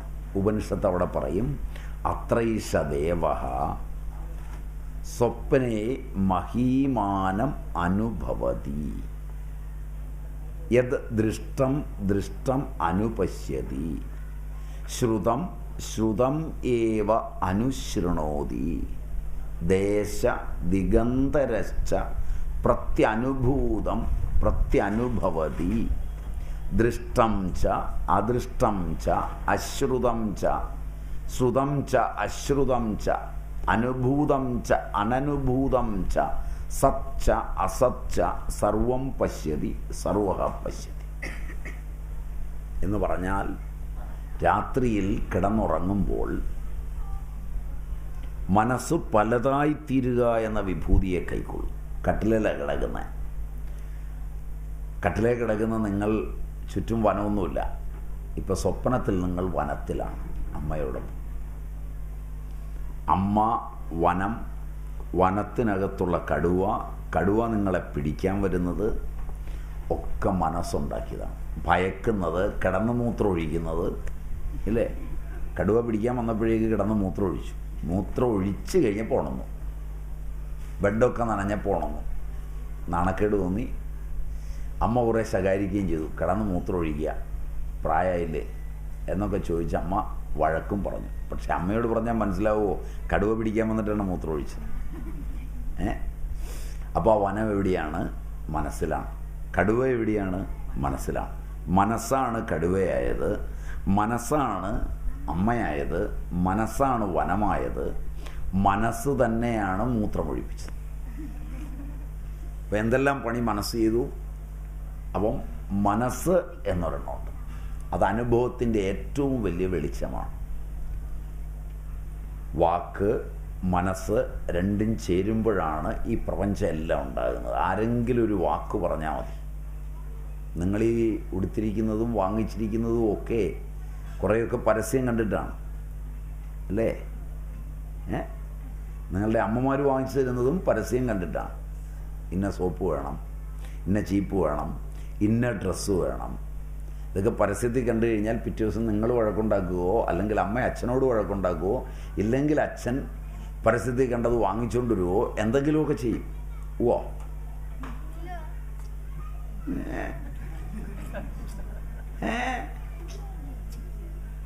വാങ്ങിച്ചുകൊണ്ട് വരുമെന്നാണ് എനിക്ക് തോന്നുന്നത്. വീട്ടിൽ എന്തെല്ലാം സാധനമുണ്ട്? മിക്സി ഇല്ലേ? ഗ്രൈൻഡർ ഇല്ലേ? അതൊക്കെ എവിടുന്നാണ് വാങ്ങിച്ചേ? ന്യൂസ് പേപ്പറും അഡ്വർടൈസ്മെൻറ്റും ഒക്കെ കണ്ടിട്ടാണ്. നനച്ചാൽ ചെളി വല്ലതും പോവോ? കോളറയിലെയോ വല്ലതും? എന്നാലും അത് വീട്ടിൽ വേണമെന്നൊരു തോന്നലില്ലേ? ഒന്ന് കേടായി പോയി കഴിഞ്ഞാൽ പെട്ടെന്ന് കൊണ്ടുവന്നില്ലെങ്കിൽ വഴക്ക് വീണ്ടും ഉണ്ടാവൂലേ? അപ്പോൾ എങ്ങനെയാണത് വരുന്നത്? വാക്കും മനസ്സും കൂടി ചേരും. ആരെങ്കിലും അയൽവക്കത്തുള്ളൊരു സ്ത്രീ ഞങ്ങളുടെ വീട്ടിൽ ഇന്ന വാഷിംഗ് മെഷീനാണ്, അപ്പോൾ നമ്മളൊരെണ്ണം വാങ്ങിച്ചിട്ടുണ്ടെങ്കിൽ അതിന് മാറ്റിയെടുക്കണമെന്ന് നിർബന്ധമാവും. അത് വാക്കുമായി ചേർന്നതാണ്. അപ്പോൾ വാക്കും മനസ്സും ഇങ്ങനെ ചേർന്നുകൊണ്ടിരിക്കും. മനസ്സെന്നിട്ട് ലോകങ്ങളെ സൃഷ്ടിക്കും. ആ മനസ്സ് ലോകങ്ങളെ സൃഷ്ടിച്ച് കഴിഞ്ഞാൽ മനസ്സ് വെളിയിൽ നിന്ന് നമ്മളെ പീഡിപ്പിക്കാൻ തുടങ്ങും. അന്നേരം മുതൽ നമ്മൾ പീഡനമാണ് അനുഭവിക്കുന്നത്. ഇത് മനസ്സിൽ ഉദിക്കുന്നതിന് മുമ്പ് വരെ സ്നേഹം ഉണ്ടായിരുന്നു. അച്ഛനും അമ്മയും തമ്മിലൊരു വർത്തമാനവും എതിരായി പറഞ്ഞിരുന്നില്ല. ഇപ്പം ഈ ആഗ്രഹം വന്നതിന് ശേഷം എന്തായി? നിത്യം വഴക്കായി. നിങ്ങളെ സ്നേഹിക്കുന്ന, നിങ്ങളെ വളർത്തുന്ന, നിങ്ങൾക്ക് ആഹാരം വെച്ച് വിളമ്പിത്തരുന്ന അമ്മയോട് നിങ്ങൾ ചിലപ്പോൾ എന്ത് ചെയ്യും? ഇന്നത് കിട്ടണം എന്ന് പറഞ്ഞ് വഴക്കുണ്ടാക്കും. കൊണ്ടുവന്നില്ലെങ്കിൽ എന്ത് ചെയ്യും? കഴിക്കൂല, തട്ടിക്കളി. ഓ നല്ല കുട്ടികൾ. ഞാൻ ഒരു ദിവസം വീട്ടിൽ വരും. ഞാൻ ഒരു ദിവസം വീട്ടിൽ വരും. നിങ്ങൾക്കൊക്കെ വിളമ്പി തരുമ്പോഴേ പോയിരുന്ന് തൃപ്തിയായിട്ട് കഴിക്കുന്നവരാണോ എന്ന് കാണാൻ. നിങ്ങളെല്ലാവരും അങ്ങനെയാണ്. നല്ല കുട്ടികൾ അങ്ങനെ ആയിരിക്കണം എപ്പോഴും. അതിനെതിരെ അഭിപ്രായമില്ല. കാരണം നിങ്ങൾ പറഞ്ഞത് സത്യമാണെന്ന് ഞാൻ വിശ്വസിക്കുന്നു. ഇല്ല എങ്കിൽ പോലും സത്യമാകട്ടെ എന്ന് പ്രാർത്ഥിക്കുന്നു. എനിക്കിപ്പോൾ കൊഴുക്കട്ട വേണം എന്നൊന്നും പറയില്ല, ഇഡ്ഡലി വേണമെന്ന് പറയല, ദോശ വേണമെന്ന് പറയല. അമ്മ എന്ത് തരുന്നോ അത് കഴിക്കും, കിടക്കും. ഒന്നും തന്നില്ലെങ്കിലും കുഴപ്പമില്ല.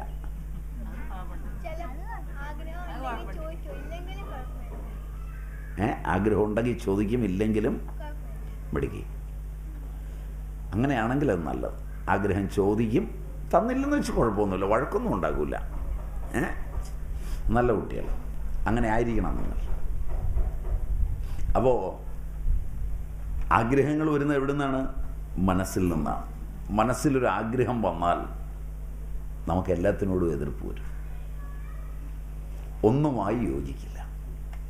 അപ്പോൾ അതിന് കുളക്കോഴി പറഞ്ഞു കൊടുത്തത് നിൻ്റെ മനസ്സും നിൻ്റെ ഇന്ദ്രിയങ്ങളും നിൻ്റെ അനുഭവങ്ങളും നീയാണ്.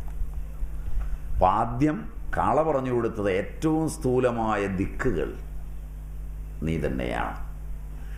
രണ്ടാമത് അഗ്നി പറഞ്ഞു കൊടുത്തത് ഭൂമിയും സ്വർഗവും അന്തരീക്ഷവും നദിയും എല്ലാം നീ തന്നെയാണ്, നിൻ്റെ ഉള്ളിലാണ്. മൂന്നാമത് അരയന്നം പറഞ്ഞു കൊടുത്തത് എല്ലാ തേജസ്സും നിൻ്റെ ഉള്ളിൽ നിന്നാണ്. നാലാമത് കുളക്കോഴി പറഞ്ഞു കൊടുത്തത് നിൻ്റെ ഇന്ദ്രിയങ്ങളും നിൻ്റെ അനുഭവങ്ങളും നിൻ്റെ മനസ്സും നീ തന്നെയാകുന്നു ജാബാല. ഇത്രയൊക്കെ കേട്ട ജാബാലൻ കുറച്ചുകൂടി നടന്നപ്പോൾ ആശ്രമത്തിലെത്തണം. ശാന്തിയുള്ള ആളുകൾ നടന്നു പോകുമ്പോൾ പരിസരത്തിന് മാറ്റമുണ്ടാവും. ഒരാൾക്ക് ശാന്തിയുണ്ടോ എന്നറിയുന്നത് ചുറ്റുപാടും വരുന്ന മാറ്റത്തിലാണ്. ആധുനിക കാലത്ത് ഭരണാധികാരികൾ, ആധുനിക കാലത്ത് മതനേതാക്കന്മാർ ഇവരൊക്കെ നടന്നു പോകുമ്പോൾ ആ ശാന്തി വരാത്തത് കൊണ്ടാണ് പ്രകൃതിയിൽ ശാന്തി ഇല്ലാത്തത്. നമ്മളാ പഠിച്ചിട്ടുണ്ട് എങ്കിൽ ശാന്തി നമ്മളിൽ നിന്നിങ്ങനെ പ്രവഹിക്കും. എല്ലാ ജീവജാലങ്ങളോടും സ്നേഹവും അവയൊക്കെ വളരെ രമ്യമായി.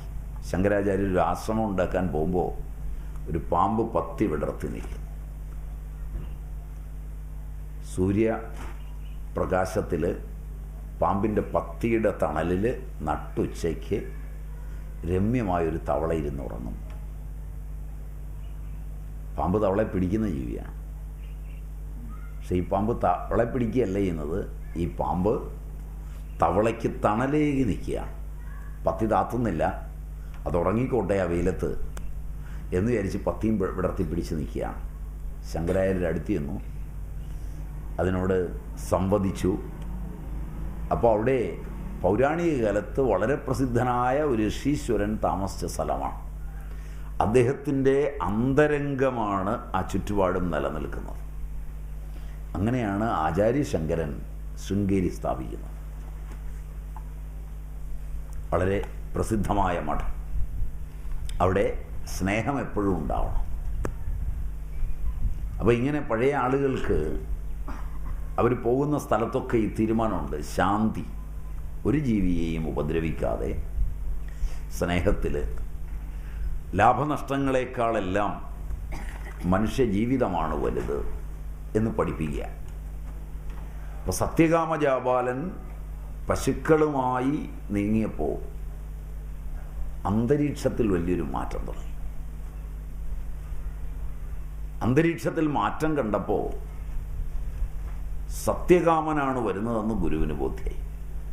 കാരണം ഗുരുവാണ് വർഷങ്ങൾക്ക് മുമ്പ് സത്യകാമനെ പറഞ്ഞു വിട്ടത് പശുക്കളെ തീറ്റിപ്പോറ്റി 1000 കൊണ്ടുവരാൻ. അപ്പം അദ്ദേഹം തൻ്റെ ശിഷ്യന്മാരെ എല്ലാം വിളിച്ചു പറഞ്ഞു, ബ്രഹ്മതേജസ്സായ ബ്രഹ്മവർച്ചസ്സുള്ള ജ്ഞാനിയായ ഒരാളിൻ്റെ ആഗമനമുണ്ടാകാൻ പോകുന്നു. നിങ്ങളെല്ലാവരും അയാളെ സ്വീകരിക്കാൻ തയ്യാറാവുക. ജാബാലൻ വരാൻ പോകുന്നു. ഗുരു മനസ്സിലാക്കി. പഴയ കാലത്ത് സന്യസിക്കാനൊക്കെ പോകുമ്പോൾ കുട്ടിക്കാലത്ത് പോകണം, അങ്ങനെയാണ് നിയമം. സ്വപ്നങ്ങളൊക്കെ ഉണരുന്നതിന് മുമ്പാണ് ഇന്ത്യൻ സന്യാസത്തിനൊക്കെ കുട്ടികൾ പോകുന്നത്, ഗുരുകുലങ്ങളിൽ. അപ്പോൾ പഠിക്കാൻ പോകുമ്പോൾ ഭിക്ഷ എടുക്കാൻ വിടും. ഭിക്ഷ എടുത്തു കൊണ്ടുവന്ന് വേണം പഠിക്കാൻ. ഇത് ഞാൻ നേരത്തെ പറഞ്ഞു എന്ന് തോന്നുന്നു. അങ്ങനെ ഭിക്ഷ എടുക്കാൻ പോയി ഭിക്ഷയൊക്കെ വിജയിച്ചു കഴിഞ്ഞാൽ ദേശാടനത്തിനായിട്ട് വിടും. ഭാരതം മുഴുവൻ നടന്നു കാണണം, ഏറ്റവും ചുരുങ്ങിയത്. ഭാരതത്തിൻ്റെ തെക്കും വടക്കും പടിഞ്ഞാറും കിഴക്കും എല്ലാം സഞ്ചരിക്കണം. ഭാരത പര്യടനമെന്നാണ് അതിന് പറയുന്നത്. അത് ചെയ്യാതെ ഗുരുദീക്ഷ കൊടുക്കില്ല, പൂർണ്ണ ദീക്ഷ. അതിൽ ഏറ്റവും ചുരുങ്ങിയത് നർമ്മദ പരിക്രമണമെങ്കിലും നടത്തണം. നർമ്മദ എന്ന് കേട്ടിട്ടുണ്ടോ? ഇനിയിപ്പോൾ സന്യസിക്കാൻ പോയാലൊന്നും നർമ്മദ പരിക്രമണം പറ്റില്ല, കാരണം ഡാം കെട്ടിപ്പോയി. മറ്റേ മുമ്പ് സന്യാസിമാരാകാൻ പോകുന്ന ബ്രഹ്മചാരികൾ നർമ്മദയ്ക്ക് പരിക്രമണം ചെയ്യും.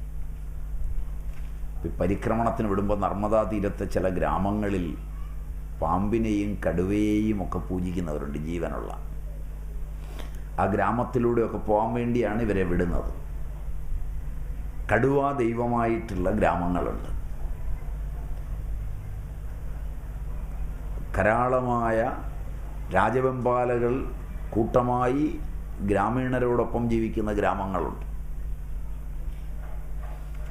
കടിച്ചാൽ പോലും മരിക്കൂല. അവരതിനോട് ഇടപഴകിയാണ് ജീവിക്കുന്നത്. നിങ്ങളതൊക്കെ ഒരുപക്ഷെ ഇപ്പോൾ ഇത്തരം കാര്യങ്ങളൊക്കെ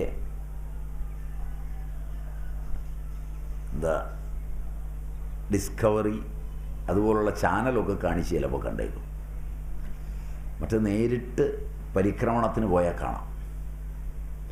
അപ്പോൾ കുട്ടികളെയാണ് ആശ്രമത്തിൽ നിന്ന് പറഞ്ഞു വിടുന്നത്.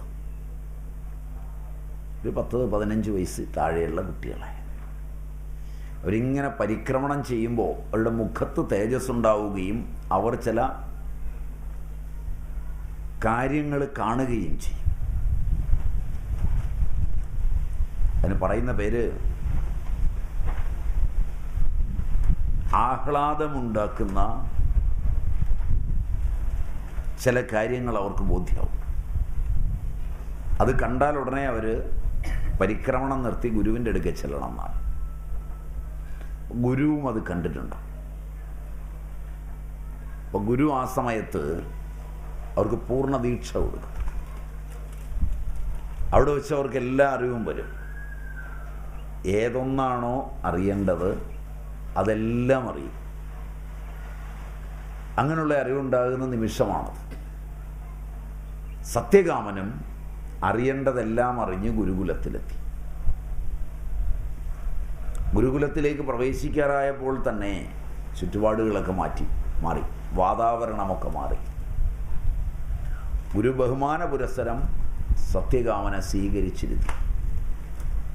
കാരണം സത്യകാമനും ഗുരുവായിരിക്കുന്നു, അപ്പോൾ തുല്യരായിരിക്കുന്നു. അതുകൊണ്ട് അതിൻ്റെ മര്യാദയിൽ സ്വീകരിച്ചിരുത്തി എല്ലാവരോടും വരാൻ പറഞ്ഞു.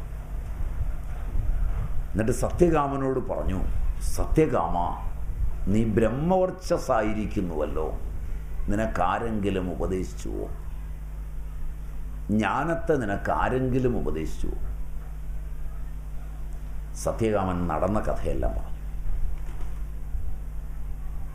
തനിക്ക് കാളയെ ഉപദേശിച്ചതും അഗ്നി ഉപദേശിച്ചതും അരയന്നം ഉപദേശിച്ചതും കോഴി ഉപദേശിച്ചതുമെല്ലാം പറഞ്ഞു.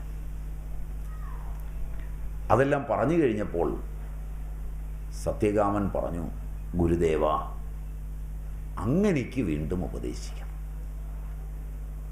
കാരണം സാമ്പ്രദായിക മതത്തിൽ എനിക്ക് പെടണം. അപ്പോൾ ഗുരു പറഞ്ഞു, ഏതൊന്നാണോ അവരെല്ലാം ഉപദേശിച്ചത് അതുതന്നെയാണ് സത്യം. അത് നിനക്കിപ്പോൾ ഉപദേശം ലഭിച്ചിരിക്കുന്നു, നീ പൂർണ്ണനായിരിക്കുന്നു. ഇതാണ് സത്യകാമജാബാലൻ്റെ ഉപാഖ്യാനം. ഇതാണ് നിങ്ങൾക്കുള്ള ഒരു നാടകമെന്ന് തോന്നുന്നു. Am I right? ഒരെണ്ണം കഠോപനിഷത്ത്, ഒരെണ്ണം ഇത്. അപ്പോൾ പ്രാചീനർ ഇങ്ങനെയൊക്കെയാണ് പഠിപ്പിക്കുന്നത്. അപ്പോൾ നമ്മളും കിട്ടുന്ന സമയത്ത് പ്രകൃതിയുമായൊന്ന് ഇടപഴകാൻ പഠിക്കണം. വീട്ടിലും കുറേ ചെടികളുണ്ടാവും. അതൊക്കെ പറിച്ചു വെക്കുകയും അതിന് വെള്ളമൊഴിക്കുകയും ഒക്കെ ചെയ്യുമ്പോൾ ആ ചെടി നിങ്ങളോട് സംസാരിക്കും. അതിനാ ചെടിക്ക് വെള്ളമൊഴിക്കുന്നത്, അല്ലാതെ അച്ഛനെയും അമ്മയും സോപ്പിടാനൊന്നുമല്ല. ചെറുപ്പത്തിലെ ചെടികൾക്ക് വെള്ളമൊഴിക്കുക, ജീവജാലങ്ങൾക്ക് ഭക്ഷണം കൊടുക്കുക. അങ്ങനെയൊക്കെ ജീവിക്കുമ്പോൾ വളരെ അറിവ് കിട്ടും, പുസ്തകത്തിലേതല്ലാതെ. എങ്ങനെയാണ് അവ ജീവിക്കുന്നത് എന്നൊരറിവ് കിട്ടും. അവയുടെയൊക്കെ സ്വഭാവം എന്താണെന്ന് ഒരറിവ് കിട്ടും. അങ്ങനെ കൃത്യമായ അറിവ് ലഭിക്കുന്നതിന് പര്യാപ്തമാണ് ജീവജാലങ്ങളോടുള്ള ചേർച്ച. സത്യകാമൻ്റെ കഥയിൽ നിന്ന് നാം പഠിക്കുന്നത് ജീവിതത്തിൽ സസ്യങ്ങളോടും ജന്തുക്കളോടും പക്ഷികളോടും ഒക്കെ ഇടപഴകി ജീവിക്കാൻ കഴിയും. അവയൊക്കെ കണ്ടും കേട്ടും പരിചയപ്പെട്ടും. പലപ്പോഴും ഇന്ന് ടവറുകളൊക്കെ വന്നതുകൊണ്ട് പക്ഷികളില്ല. ടവർ വന്നതുകൊണ്ടാണ് ഈച്ച ഒരിടത്തുമില്ല. കുട്ടികൾക്ക് കാണാൻ ഇവിടെ ഉണ്ടോ? ഇപ്പോൾ ഇവിടെ അടുത്ത് ടവർ ഉണ്ടാവില്ല. അതാണ്, ടവറുള്ളിടത്ത് ഈച്ച ഉണ്ടാവില്ല, അണ്ണാനുണ്ടാവില്ല. അതിൻ്റെ സമീപത്ത് കൊച്ചു കിളികളുണ്ടാവില്ല. ഇവിടെ ഉണ്ടെങ്കിൽ അത് ഡോക്ടർ ഇത് മെയിൻറ്റെയിൻ ചെയ്യുന്നത് കൊണ്ട് എല്ലാം കൂടി ഇവിടെ വന്ന് കൂടിയിരിക്കുകയായിരിക്കും രക്ഷപ്പെടാൻ. അപ്പോൾ നിങ്ങൾ ഭാഗ്യവാന്മാരാണ്, കാരണം ഇവിടെ വന്നതുകൊണ്ട് അതിനെയൊക്കെ കാണാൻ പറ്റി. പല സ്ഥലങ്ങളിലും ഇവയൊന്നുമില്ല. ചെറിയ കിളികളുണ്ട്, തേൻ കുടിക്കുന്ന കിളികൾ കണ്ടിട്ടുണ്ടോ? ചുണ്ട് നീണ്ട തേൻ കുടിക്കുന്ന കിളികളുണ്ട്. അവയുമൊക്കെയായി നമുക്ക് സംവദിക്കാൻ പറ്റും. അവയൊക്കെ നമുക്കൊരുപാട് അറിവുകൾ തരും. അത് പുസ്തകത്തിൽ നിന്ന് ലഭിക്കില്ല. അവ പ്രകൃതിയോടിണങ്ങി പ്രകൃതിയിൽ നിന്ന് അറിവ് ലഭിക്കുന്ന ഒരു മന്ത്രവും തന്ത്രവുമാണ് ജാപാല ഉപാഖ്യാനം. ക്ലിയറായി? സമയം എന്തായി? 3:20. ഇനി വല്ലതും നിങ്ങൾക്ക് ചോദിക്കാനുണ്ടെങ്കിൽ ചോദിക്കാം. അടുത്തത് തീരെയല്ല, അടുത്ത് നമുക്ക് വൈകുന്നേരം എടുക്കാം.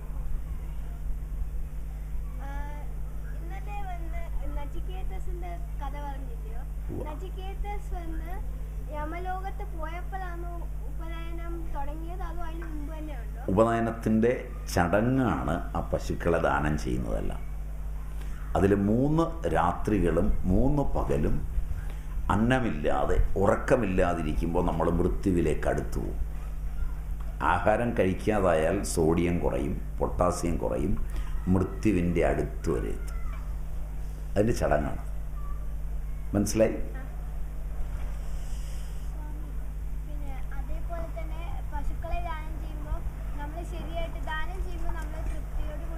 തൃപ്തിയോടുകൂടി വേണം, ഏറ്റവും നല്ലതിനെ വേണം. ദാനമെന്ന് പറഞ്ഞാൽ അതിൻ്റെ നിർവചനം സ്വസ്വത്വ നിവൃത്തി പരസ്വത്വാപാദനം ദാനം. നമ്മുടെ സ്വത്വത്തെ, അവകാശത്തെ എടുത്തു മാറ്റിയിട്ട് മറ്റൊരാളിൻ്റെ അവകാശത്തെ അവിടെ പ്രതിഷ്ഠിക്കുന്നതാണ് ദാനം. അയാൾക്ക് പൂർണ്ണമായി വിട്ടുകൊടുക്കുന്നതാണ് ദാനം. ഒരെണ്ണം ദാനം ചെയ്തു എന്ന് പറഞ്ഞാൽ പിന്നെ നമ്മുടെ പേരവിടെ എഴുതരുത്. നമ്മളിപ്പോൾ അങ്ങനെയാണ് ദാനം ചെയ്യുന്നത്. അമ്പലത്തിലൊക്കെ കണ്ടിട്ടില്ലേ, അതിൽ കാണിക്ക വഞ്ചിയൊക്കെ കൊടുക്കുമ്പോൾ അതിലൊക്കെ നമ്മുടെ പേരെഴുതി വെക്കും. നമ്മുടെ അച്ഛൻ്റെ പേരെഴുതും, അമ്മയുടെ പേരെഴുതും, അല്ലേ? തട്ടുംപുറത്തിട്ടിയാദിയുടെ സ്മരണയ്ക്ക് സ്വന്തം മകൻ രാമകൃഷ്ണൻ മകളുടെ കയ്യിൽ നിന്ന്, മകൾ ലക്ഷ്മിയുടെ കയ്യിൽ നിന്ന് കാശ് വാങ്ങിച്ച് ഉണ്ടാക്കിയ കാണിക്ക മണ്ഡപം. അപ്പോൾ എത്ര പേരുടെ പേരതിലെഴുതി? അത് ദാനമല്ല. ദാനം എന്ന് പറഞ്ഞാൽ ഒരാളുടെയും ഉടമസ്ഥതയില്ലാത്തതാണ് ദാനം. അവകാശം ഒഴിയുക. നമ്മളൊരു കല്ല് പെൻസിൽ ഒരാൾക്ക് കൊടുത്താൽ അത് ദാനമാണെങ്കിൽ പിന്നെ ഞാൻ കല്ല് പെൻസിൽ തന്നില്ലേ എന്ന് ഓർക്കരുത്. അതിനാണ് ദാനം എന്ന് പറയുന്നത്. അതിനേ പുണ്യമുള്ളൂ. ക്ലിയർ?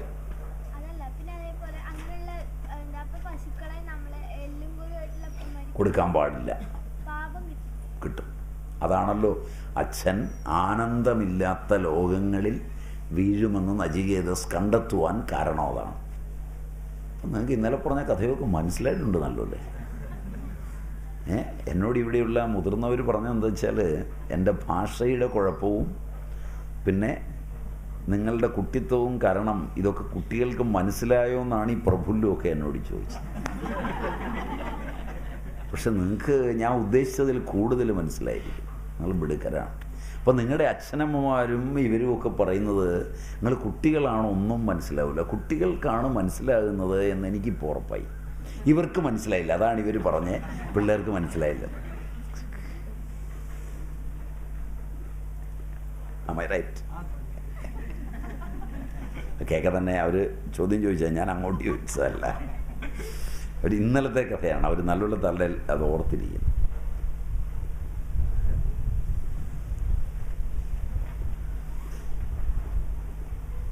ക്യാമ്പൊക്കെ രസമായിരുന്നു. ഒരനുഭവമായോ? കുറച്ച് കാര്യങ്ങളെങ്കിലും ഒക്കെ മനസ്സിലായോ? ഒന്നിച്ച് ഇത്രയും സമയം ചെലവഴിക്കുകയും കാര്യങ്ങളൊക്കെ കാണുകയും ഒക്കെ ചെയ്യുമ്പോൾ കുറേ കാര്യങ്ങളെങ്കിലും പഠിച്ചോ? പഠിച്ചത് നിങ്ങളുടെ ബുദ്ധിയെ വികസിപ്പിക്കുവാൻ പ്രയോജനമായോ? ബുദ്ധി എന്ന് പറയുന്നത് കാര്യകാരണ പടലമാണ്. കാര്യവും കാരണവും തമ്മിലുള്ള ബന്ധമാണ് വിദ്യാഭ്യാസം കൊണ്ട് ഉണരേണ്ടത്. അല്ലാതെ ചോദ്യോത്തരങ്ങൾ കാണാതെ പഠിക്കലല്ല. ഒരു കാക്ക അതിന് കൂട് കെട്ടണം, മഴക്കാലത്ത് അതിന് ആഹാരം തേടണം. അത്തരം ആവശ്യങ്ങളൊക്കെ അത് പഠിച്ചിട്ടുണ്ടെങ്കിൽ അതിന് ദുഃഖമില്ല. നമുക്കും നമ്മുടെ ജീവിതത്തിൽ തെറ്റും ശരിയും ഒക്കെ തിരിച്ചറിയണം. അപകടങ്ങൾ മുൻകൂട്ടി അറിയണം. അപകടങ്ങളെന്ന് പറയുമ്പോൾ ഒട്ടേറെ തരമുണ്ട്. വണ്ടി ഇടിക്കുക, അതുപോലെ തന്നെ കയ്യാലേന്ന് വീഴുക, പെരയുടെ പൊക്കത്തിൽ നിന്ന് വീഴുക, ഇതൊക്കെ അപകടങ്ങളാണ്. ഇത് കൂടാതെ അപകടങ്ങളുണ്ട്. നമ്മുടെ കയ്യിലൊരു 10 രൂപ തന്നു, ആ 10 രൂപ ശരിയായ വഴിക്ക് ഉപയോഗിക്കാൻ പറ്റിയില്ല, അതും അപകടമാണ്. നമ്മൾ കൃത്യസമയത്ത് ആഹാരം മുതലായവ നേടാൻ കഴിവില്ലാത്തവരായി, അതും അപകടമാണ്. അപ്പോൾ ജീവിതത്തിൽ കുട്ടിക്കാലത്ത് തന്നെ വികസിപ്പിച്ചെടുക്കേണ്ടത് കാര്യകാരണ ബുദ്ധിയെയാണ്. അത് സ്കൂളിലെ വിദ്യാഭ്യാസം കൊണ്ട് പലപ്പോഴും ലഭിക്കില്ല. എന്നാൽ സ്കൂളിലെ വിദ്യാഭ്യാസം ഇല്ലാതെ പറ്റില്ല. കാരണം അച്ഛനമ്മമാർക്ക് ആഗ്രഹം ഉണ്ടാവും. MBBS വേണം, എൻജിനീയറിങ് വേണം, ചെറുപ്പത്തിലെ ഇതൊക്കെ പറഞ്ഞ് അതൊക്കെ വേണം, അതൊക്കെ നേടിക്കോളൂ, അതിനായി പഠിച്ചോളൂ. പക്ഷെ അതിൻ്റെ കൂടെ കാര്യകാരണ ബുദ്ധി നന്നായി വേണം. അതിന് ഇത് പ്രയോജനപ്പെട്ടോ? കുറച്ചെങ്കിലും ഈ വരവും ഇതുമൊക്കെ പ്രയോജനപ്പെട്ടോ? രാവിലത്തെ വ്യായാമവും പ്രാർത്ഥനയും വെള്ളമില്ലാതുള്ള കുളിയും. ഇന്നാണ് കൂടുതൽ കഷ്ടപ്പെട്ടതല്ലേ? ശരിക്കും പട്ടാളത്തിൽ ചേരുമ്പോൾ ഒരു മഗ് വെള്ളമേ തരുള്ളൂ. എയർഫോഴ്സിലൊക്കെ പോയിട്ടുള്ളവർക്കറിയാം. ചിലപ്പോൾ അച്ഛനോട് ചോദിച്ചറിയാം, ഒരു മഗ് വെള്ളമേ ഉണ്ടാവും. അതുകൊണ്ട് പല്ല് തേക്കണം, ശൗചം ചെയ്യണം, കുളിക്കണം. ഒരു മഗ്. ചില സമയത്ത് അങ്ങനെയുള്ള ഏരിയയിലാണ് പോസ്റ്റ് ചെയ്യുന്നത്. പഴയ കാലത്ത് പഠിക്കുന്ന വിദ്യാർത്ഥികൾക്ക് ഇന്ത്യ സ്വാതന്ത്ര്യം കിട്ടിയ കാലത്ത് നിർബന്ധ സൈനിക സേവനം ഉണ്ടായിരുന്നു. അന്നത്തെ കഥയാണ്. പഠിത്തം കഴിഞ്ഞാൽ എല്ലാവരും നിർബന്ധമായി സൈനിക സേവനത്തിന് ഇത്ര കൊല്ലം പോകണം, അല്ലെങ്കിൽ ആരോഗ്യമില്ലെന്നുള്ള സർട്ടിഫിക്കറ്റ് ഇടുക.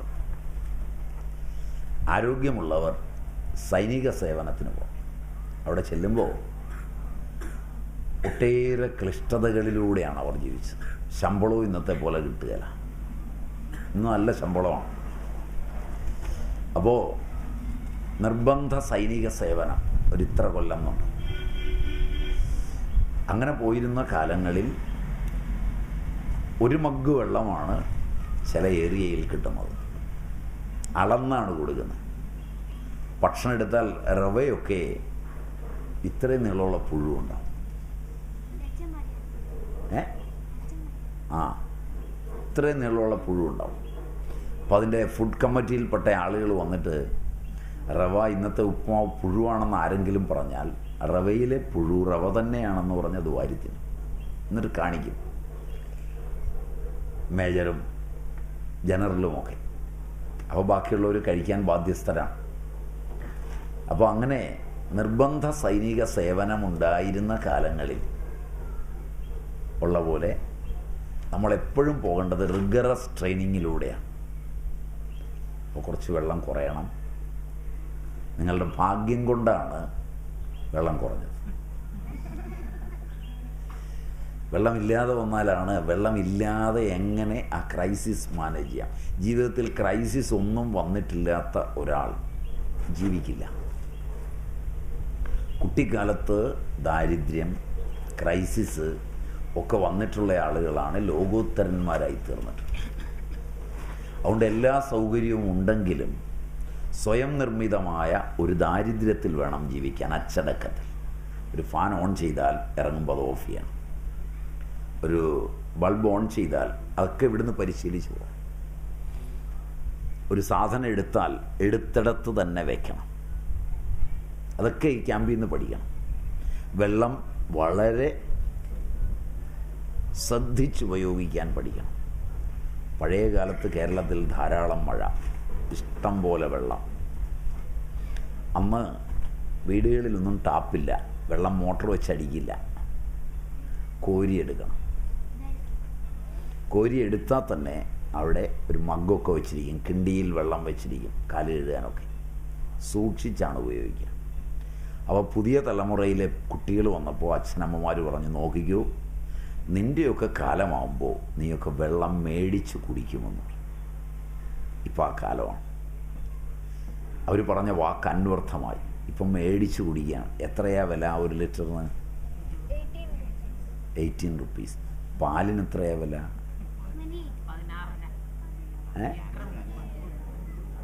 1 ലിറ്റർ വെള്ളത്തിന് എത്രയാ? ബോട്ടിൽ 1 ലിറ്ററിന് 18 ഉള്ളോ? 20 ഉള്ളോ? ഞാൻ കേട്ടത്, ഞാൻ മേടിച്ച് കുടിക്കാറില്ലെങ്കിലും കേട്ടത് 25 രൂപയുണ്ടെന്നാണ്. ഇല്ല, 20, 25 ഉണ്ട്. ലിറ്ററാണ് ഞാൻ ചോദിച്ചത്. വെള്ളം കിട്ടും, 1 ലിറ്റർ വെള്ളം. അപ്പോൾ 60 രൂപ വരെയുണ്ട്, 18 മുതൽ അല്ലേ? പാലോ? പാല് 30 രൂപയുള്ളെന്ന് തോന്നുന്നു. 30ഓ 33ഓ? മെൽമ അത്രയേ ഉള്ളൂ. അപ്പോൾ ആലോചിച്ച് നോക്കുക, പാലിൻ്റെ അടുത്ത് വെള്ളത്തിൻ്റെ വില എത്തിക്കഴിഞ്ഞു. തേങ്ങയേക്കാൾ വില കൂടുതലേ. അപ്പോൾ അതുകൊണ്ട് കരിക്കും വെള്ളം 1 ലിറ്ററിന് അത്രയും വിലയുണ്ടാവില്ല. അപ്പോൾ അതുകൊണ്ട് സൂക്ഷിച്ച് ഉപയോഗിക്കാൻ പഠിക്കണം, പ്രകൃതിയോട് ഇണങ്ങാൻ പഠിക്കണം, ഇതെല്ലാം ചെയ്യണം. 3:30 തോന്നും. നമുക്കിപ്പോൾ നിർത്താം, ബാക്കി വൈകുന്നേരം. ഓമപ്യായന്തു മമംഗാനി പ്രാണചക്ഷുശ്രോത്രമധോബലമിന്ദ്രിയാണി ച സർവാണി സർവം ബ്രഹ്മ ഉപനിഷദം മാമാ ബ്രഹ്മ നിരാകരണം മേ അസ്തു തദാത്മനി നിരതേയ ഉപനിഷത്സു ധർമാസ്തേ മയി സന്തു തേ മയി സന്തു.